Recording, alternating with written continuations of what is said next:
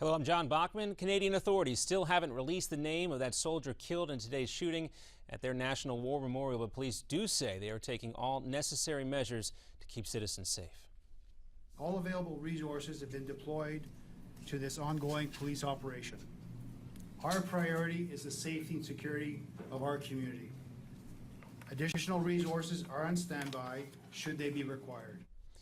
The U.S. Embassy in Ottawa is on lockdown right now. We'll have more on this coming up later here throughout the Steve Malzberg Show. And this is for the second time this week that a Canadian soldier was killed in a high-profile attack in what appears to be a coordinated effort. One gunman opened fire at that National War Memorial near Parliament in Ottawa this morning, and then dozens of shots were also fired inside the building. Police confronted and killed one of the gunmen there, but they say other active shooters could still be on the loose. The Parliament building and military bases have been put on lockdown. Also, the U.S. Embassy, as we mentioned, in Ottawa, and the Canadian Embassy in the United States, as well as the tomb of the unknown soldier.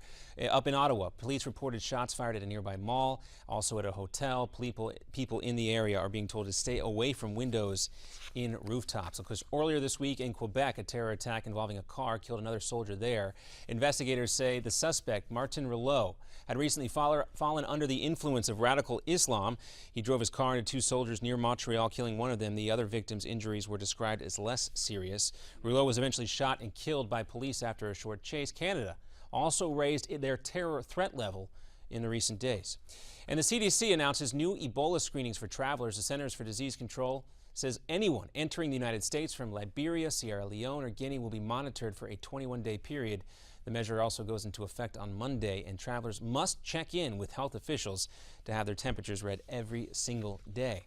In the U.S., though, the fear of Ebola continues to rise. According to a new Pew Research poll, most Americans aren't too worried about the virus, but 41% are concerned. That is a 9% jump from just a few weeks ago. Also new today, a jury hands down guilty verdicts for all four Blackwater guards charged in a 2007 shootout in a Baghdad square. Several innocent Iraqis were killed in the violence. Nicholas Slayton was convicted of first-degree murder. Three other guards were also found guilty of voluntary manslaughter.